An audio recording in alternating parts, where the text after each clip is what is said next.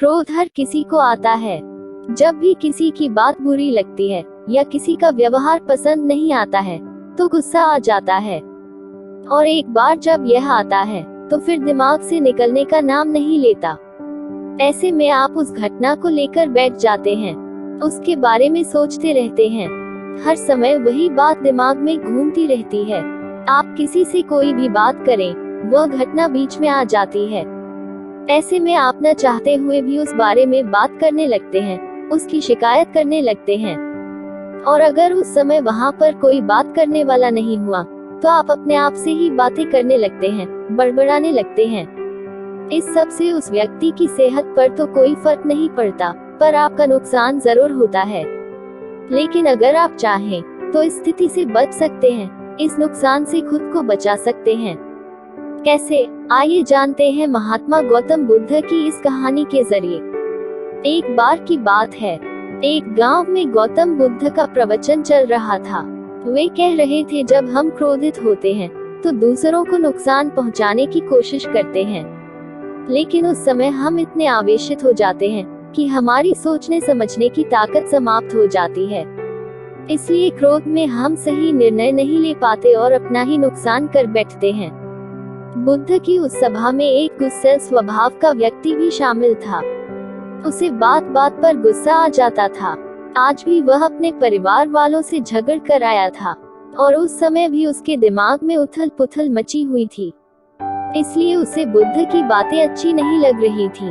उसे लग रहा था कि जैसे बुद्ध उसे डांट रहे हों, सबके सामने उसकी बेइज्जती कर रहे हों। इससे उस व्यक्ति का क्रोध भड़क गया। वह अपनी जगह से उठा और बुद्ध के पास जा पहुंचा। इससे पहले कि कोई कुछ समझता, उसने बुद्ध के मुंह पर थूक दिया। यह देखकर वहां मौजूद लोग भड़क उठे और उस व्यक्ति के बारे में बुरा भला कहने लगे। लेकिन बुद्ध अभी भी अपनी जगह पर शांत बैठे हुए थे। उन्होंने अपना चेहरा पोंछा और बोले, क्या बात है वत्स, तुम्हें कुछ कहना है? उस व्यक्ति ने बुद्ध की बात का कोई जवाब नहीं दिया। वह बिना कुछ कहे वहां से चला गया। यह देखकर एक व्यक्ति से नहीं रहा गया। उसने बुद्ध से पूछा, महात्मन, उस मूर्ख व्यक्ति ने आपका अपमान किया और आपने उसे कुछ नहीं कहा। उसकी बात सुनकर बुद्ध धीरे से मुस्कुराए और फिर बोले, तुमने शायद उस व्यक्ति का चेहरा नहीं देखा। वह बहुत परेशान लग रहा था। मुझे लगता है कि वह किसी चिंता में घिरा हुआ था। इसलिए ऐसे परेशान व्यक्ति को क्या दोष देना। बुद्ध पर थूकने वाला व्यक्ति सभा से उठने के बाद अपने घर चला गया। वह दिन भर बेचैन रहा। उसे अपनी करनी पर पछतावा होता रहा। रात में भी वह सो नहीं पाया और बेचैनी में इधर उधर करवट बदलता रहा। अगले दिन वह फिर से बुद्ध की सभा में गया। वहां पहुंचते ही वह बुद्ध के चरणों में गिर पड़ा और रोने लगा। यह देखकर बुद्ध ने पूछा, क्या हुआ वत्स, तुम क्यों रो रहे हो? वह बोला, मैं वही दुष्ट व्यक्ति हूँ जिसने कल आपका अपमान किया था। पता नहीं कल मुझ पर ऐसा कौन सा पागलपन सवार हुआ जो मैं ऐसी घृणित हरकत कर बैठा। कृपया मुझे क्षमा कर दें। बुद्ध बोले, कल की बातें तो कल ही समाप्त हो गई वत्स। कल के बारे में आज क्या सोचना। अगर मैं उस घटना के बारे में सोचता रहता, क्रोध करता, तो उससे तो सिर्फ मेरा दिल दुखता। तुम्हें उससे कोई फर्क नहीं पड़ता। इसलिए बुरी घटना को याद रखना कोई समझदारी की बात नहीं है। इससे हमारी परेशानियां बढ़ जाती हैं और जीवन ठहर जाता है। इसीलिए अप्रिय बातों और अप्रिय घटनाओं को भूलने में ही समझदारी है। जो व्यक्ति ऐसी घटनाओं को भूल जाता है वही जीवन में आगे बढ़ता है, और जो उनमें उलझा रहता है उसका जीवन चक्रव्यूह के समान हो जाता है, जिसमें से वह चाहकर भी बाहर नहीं निकल पाता है।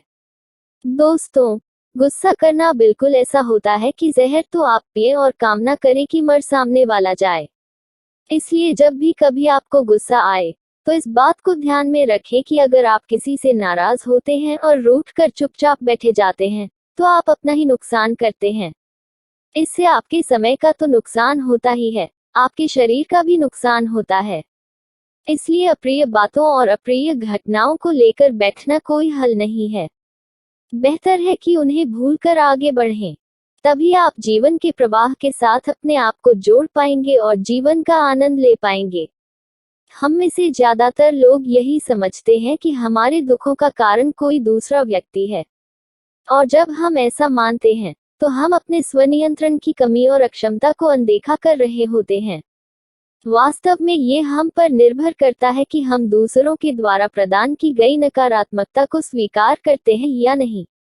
अगर हम नकारात्मकता को स्वीकार करते हैं तो हम अपने पैरों पर कुल्हाड़ी मारते हैं, और जब हम उसे अस्वीकार कर देते हैं तो घृणा, क्रोध, हिंसा हर किसी से मुक्त हो जाते हैं।